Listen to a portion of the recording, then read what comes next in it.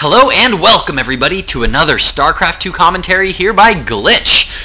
Today we are going to be looking at some games from ToD. We already saw him take a win off of NEST. Absolutely unbelievable game with ToD going up against NEST on Tal'Darim Altar. This game that I'm going to be looking at is going to be on Antiga Shipyards and spawning in the top right position as the blue Protoss. Our French Protoss friend is going to be ToD.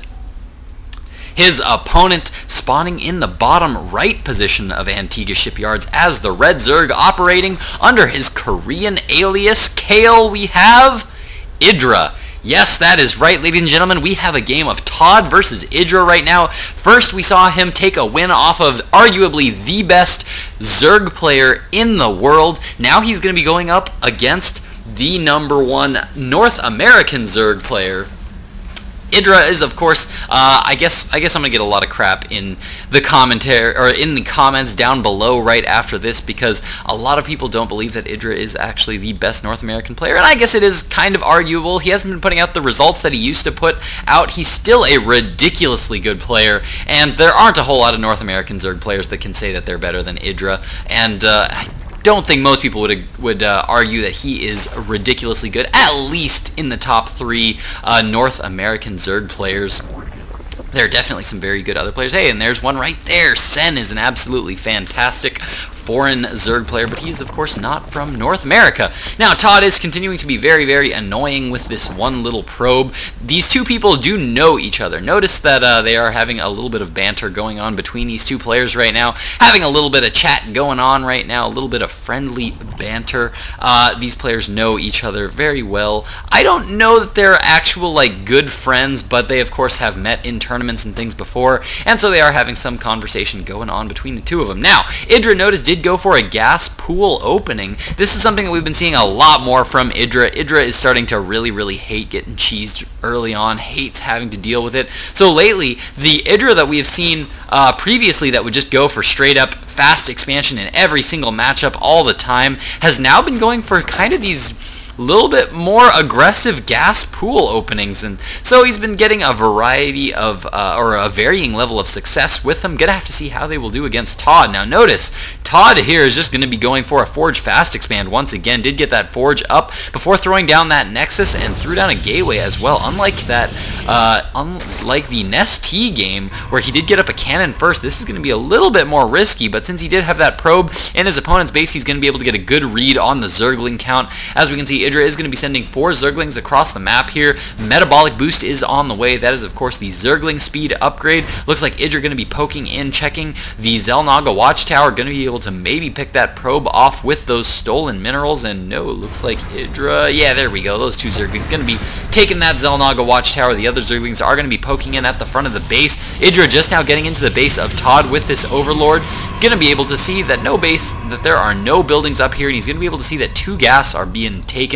And this is a really late 2 gas to be doing any kind of 1 base play. So from that, he's going to be able to know that there is a base going up, and now he's going to be poking in to see what ToD has committed to right now. And as we can see, he's actually committed to 2 cannons, which is kind of a lot of cannons to have committed to for this early in the game.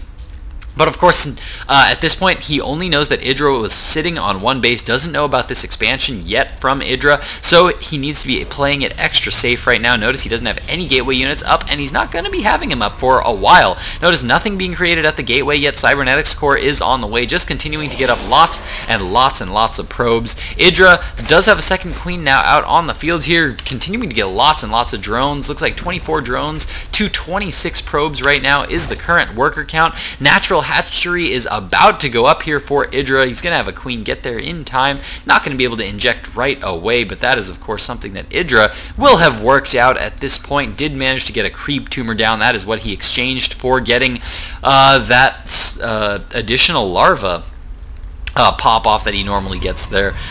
With connecting his base with creep, I actually really like that. At this point in the game, it's usually really hard to have enough minerals to be able to really produce off of all those larvae. So a lot of times, the first energy that I get with my second queen, I will throw down that creep tumor as well, just like IdrA, implying that I am just as good as IdrA, which is of course not at all true.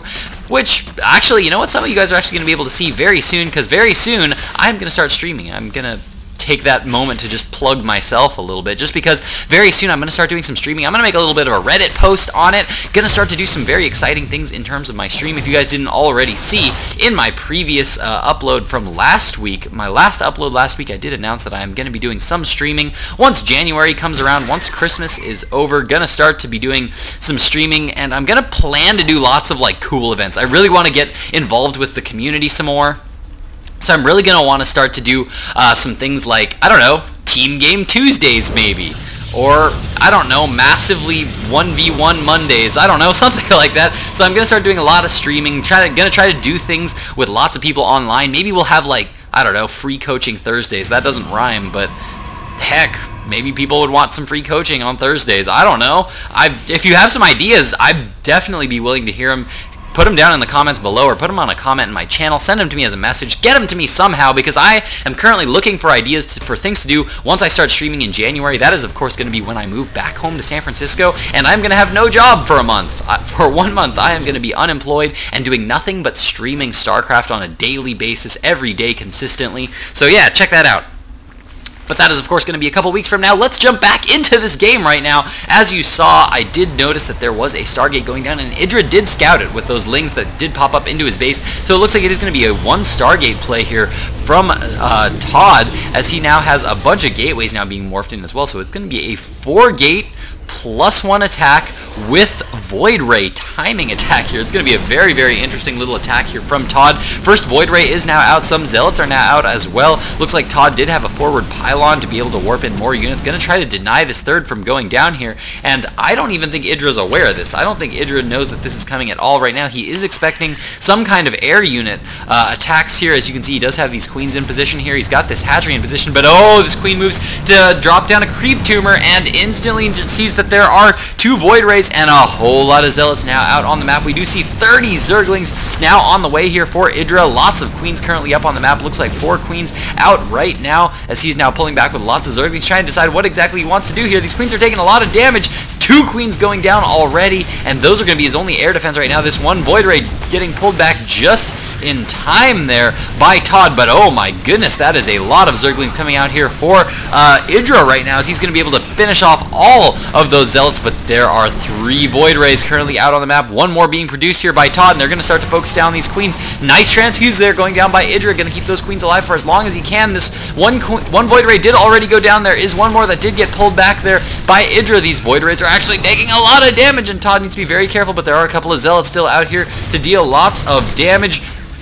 As now more Zerglings now arrive on the field to be able to pick off the rest of those Zealots. In the meantime, these 2 Void Rays going to be pulling back. They are getting very, very low on health, though a third just arrived right now. Going to continue to try to focus down these queens if he can. If he can get those queens down, it is going to leave this base completely defenseless, except for that Spore Crawler, which can fall extremely fast, and there are plenty of sweet spots for those Void Rays to be where they can be attacking this hatchery, where that Spore won't be able to do a whole lot right now. The Hydralisk Den is up for IdrA, but no Hydralisks yet being produced right now. IdrA just trying to stop this with strictly queens and Spore Crawlers, and I don't know about this decision necessarily from IdrA. There we go, 7 Hydralisks now on the way for IdrA. Going to be able to clean this up once he gets there, but the third hatchery goes down. Lots of the Hydralisks are being produced right here at the middle of the fight, and oh, ToD kind of carelessly losing 1 Void Ray there. Now going to be pulling back with the remainder of his Void Rays. Currently 4 Void Rays now out on the map, continuing to produce more and more ground units. Notice he is now transitioned into defensive units. He's transitioned into Stalkers and Sentries to be able to force field off lots of things. Robotics facility now going down, as well as more gateways. These Void Rays continuing to try to poke and be very annoying, and 1 Void Ray does go down there. Nice little pick off there by IdrA.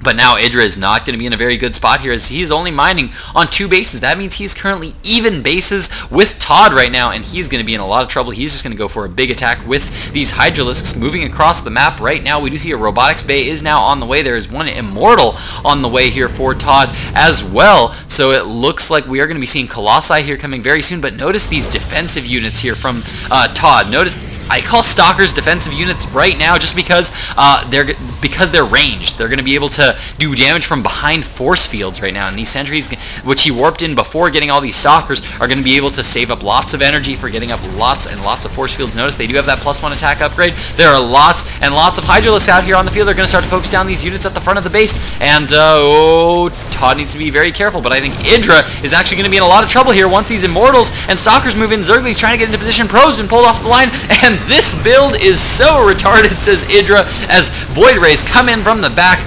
Phoenix is picking up some of those Hydras, and all of the units of IdrA's fall as he leaves the game with a little bit of BM and no GG. So, well played game there by ToD. That was actually a very, very interesting build there from ToD. I hope you guys enjoyed that game. If you did, please, well, subscribe, hit the comment button, and check me out tomorrow, because I'm actually going to be doing some more ToD games tomorrow. I'm going to cast a few more games from that replay pack that he released earlier. Jinro, I think, is in there. Huang Xin is in there. I'm trying to remember who else was in there. I don't know. I haven't decided who I'm going to cast yet. Jinro most likely going to cast that game, but there are a few others that I will probably cast as well. So definitely tune into that tomorrow. Thanks so much for watching, guys. Hit that subscribe button. Big heart. Thanks for watching, guys. Glitch out.